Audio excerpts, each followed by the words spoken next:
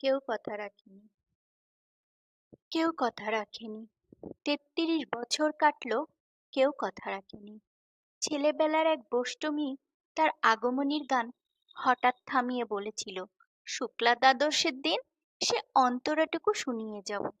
তারপর কত চন্দ্র ভুক আমাবস্যা চলে গেল, কিন্তু সে বোষ্টমী আর এলো না।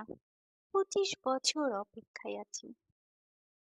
মামা বাড়ির মাঝি নাদের আলী বলেছিল, বড় হও দাদা ঠাকুর, তোমাকে আমি ৩ প্রহরের বিল দেখাতে নিয়ে যাব, যেখানে পদ্ম ফুলের মাথায় সাগু ভোমর খেলা করে।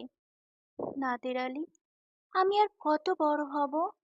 আমার মাথা এ ঘরের ছাদ ফুঁড়ে আকাশ স্পর্শ করলে তারপর তুমি আমাকে ৩ প্রহরের বিল দেখাতে নিয়ে যাবে?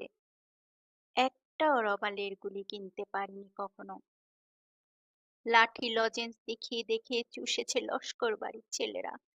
ভিখেরির মতো চৌধুরীর গেটে দাঁড়িয়ে দেখেছি, ভিতরে বিরাট উৎসব।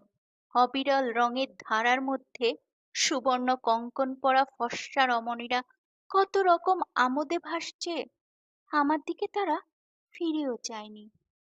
বাবা আমার কাঁধ ছুঁয়ে বলেছিলেন, দেখিস একদিন আমরাও।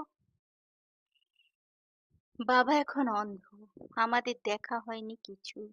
সেই রাবারের গুলি, সেই লাঠি লজেন্স, সেই